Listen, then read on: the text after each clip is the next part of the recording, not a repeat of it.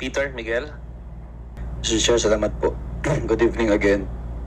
Alam niyo po, Mr. Chair, ang Mindanao ay tinagurian noon pa.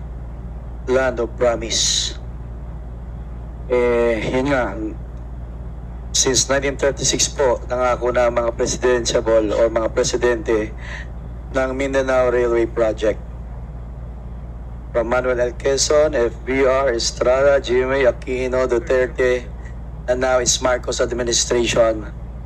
Kamusta na po ang Mindanao Railway Project po? Kamusta na po? Sana po tayo ngayon? We have heard the good secretary said, no China, no problem. So who is now the specific funder for this?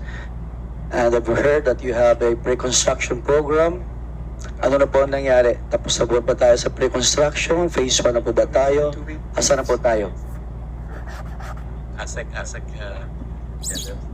Good evening, Mr. Chair. So regarding the Mindanao Railway, so the Mindanao Railway really has several phases.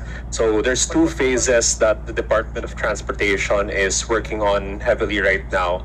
One is the Mindanao Railway Phase 1, that's a Tagum Davao Digos.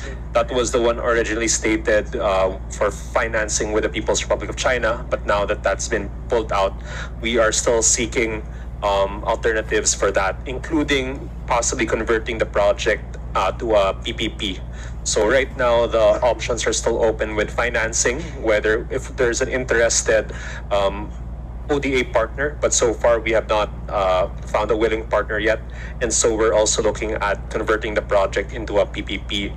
But as discussed earlier, similar to the airport projects, if the project is to become a PPP, there has to be some level of financial viability for the private sector. So this just needs an updating of our financial model and the cost estimates, because we have to incorporate the costs of financing for the private sector. And then we also have the Mindanao Railway Phase 3 in the Metro Cagayan de Oro. So this is in northern Mindanao. The pre-feasibility study of this is underway. We recently just received the endorsement of all the LGUs that will be benefited by the project, from Laguindingan all the way to Villanueva. And we received their endorsement of the proposed alignment. So we are now looking at moving on to a more detailed study of this project. Thank you, Mr. Chair. Mr. Chair, hearing that, mukhang simple lang. Mukhang walang mangyari nga. Walang pondo, walang funder, walang kausap, walang PPP. Paano po? What are your strategies to overcome this problem? Let's be serious with this, because this would develop Mindanao dramatically. Traffic is all over, not only in Metro Manila. In Mindanao, all cities, Jensan, Coronadal, Tacurong, it's traffic. The problem is mass transport. We should be forward-looking. Comparing to other countries, tayo lang yung American model. Gusto natin bumili kanya-kanyang kotse, pero maliit yung lupa natin, di tulad po ng Amerika, na malalapad yung highway, expressway and all.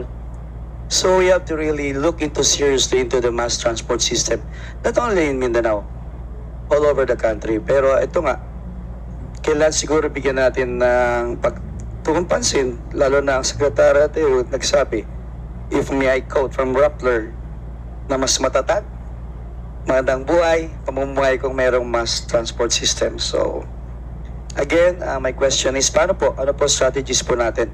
In fact, there would be 10 phases, not only 3, according to your plan. The phase 1 would transport people around 122,000 daily from Tagum, Davao, and to Digos City. We're looking forward that it will go also to General Santos. Coronadal goes to Cagayan de Oro, Zamboanga. How would Mindanao be if tayo interconnected? So, Madam Chair, Mr. Chair, again, reiterate, the department should look into this. The entire administration should have serious look into this mass transport system, the Mindanao Railway Project. Thank you po.